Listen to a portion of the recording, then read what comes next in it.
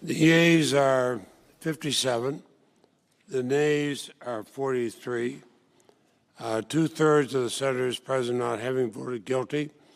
The Senate judges that the respondent, Donald John Trump, former President of the United States, is not guilty as charged in the article of impeachment. The presiding officer directs judgment to be entered in accordance with the judgment of the Senate as follows.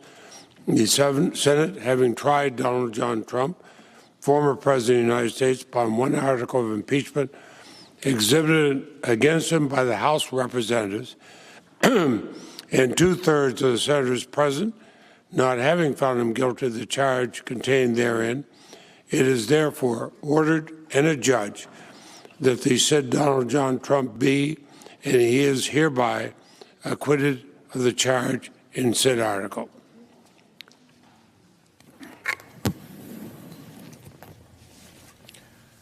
Mr. President. Majority Leader is recognized. Mr. President, I send an order to the desk. And the clerk will report.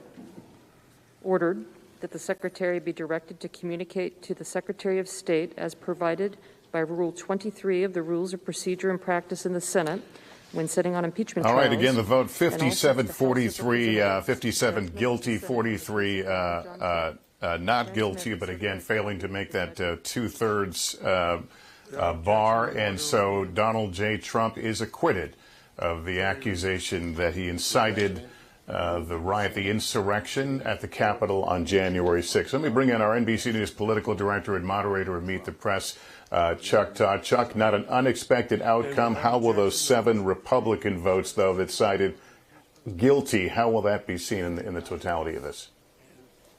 Well, look, there's one way to look at it, Lester, and it's not perfectly analogous, but if you look at the Republican Party of today and you do any poll, it is approximately somewhere between 15 and 20% that are not for Trump.